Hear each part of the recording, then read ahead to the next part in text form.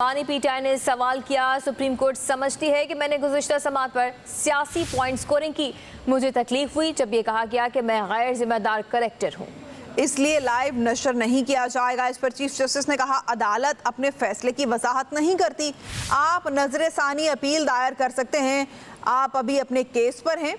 बानी पीटीआई ने कहा, मैं नैब तरमीम केस में हुकूमती अपील की मुखालिफत करता हूँ। कहा, जस्टिस अतन मिनल्ला ने कहा कि तरमीम हुई तो मेरा नुकसान होगा, मैं तो जेल में ही हूँ। तरमीम बहाल होने से मेरी आसानी तो हो जाएगी, मुल्क का दिवालिया हो जाएगा।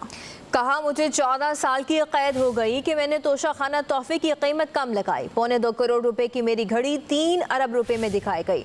बानी पीटीआई ने कहा कि नैब का चेयरमैन सुप्रीम कोर्ट को तैनात करना चाहिए। हुकूमत और अपोजिशन में चेयरमैन नैब पर इतफाक नहीं होता तो थर्ड एम्पायर तैनात करता है। नैब इसके बाद थर्ड एम्पायर के मातहत ही रहता है। हमारे दौर में भी नैब हमारे मातहत नहीं था। जस्टिस जमाल मंदखिल ने पूछा, आप क्या कहते हैं कि पार्लियामेंट तरमीम कर सकती है या नहीं? बानी पीटीआई ने कहा कि फॉर्म 47 वाले कानून तरमीम नहीं कर सकते।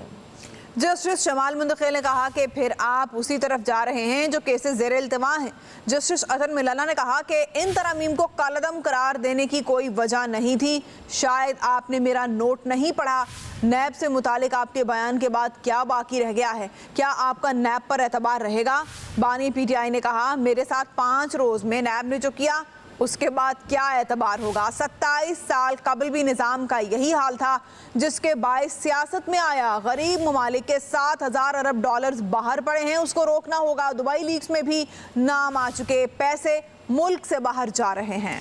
जस्टिस जमाल मंदखिल बोले, आपकी बातें मुझे भी खौफजदा कर रही हैं। हालात इतने खतरनाक हैं तो साथी सियासतदानों के साथ बैठकर हल कर लें।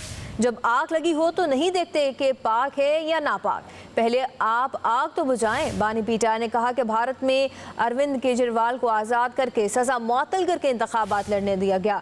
मुझे 5 दिनों में ही सज़ाएं देकर इंतखाबात से बाहर कर दिया गया। जस्टिस जमाल मंदखिल बोले, तो सियासी निज़ाम किसने बनाना था? जस्टिस अतन मिनल्ला ने कहा कि बदकिस्मती से आप जेल में हैं, आपसे लोगों की उम्मीदें वाबस्ता हैं। बानी पीटीआई ने कहा कि दिल से कहूँ तो हम सब आपकी तरफ देख रहे हैं। पाकिस्तान में गजर एलानिया मार्शल लॉ लगा हुआ है। जस्टिस जमाल ने कहा कि कुछ भी हो गया तो हमें शिकवा आपसे होगा। मुल्क को कुछ हुआ तो अदलिया नहीं, सियासतदान जिम्मेदार होंगे। हम आपकी तरफ देख रहे हैं, आप हमारी तरफ देख रहे हैं। बानी पीटीआई ने साइफर केस का हवाला देना चाहा तो चीफ जस्टिस काजिफ आईसीसा ने रोक दिया।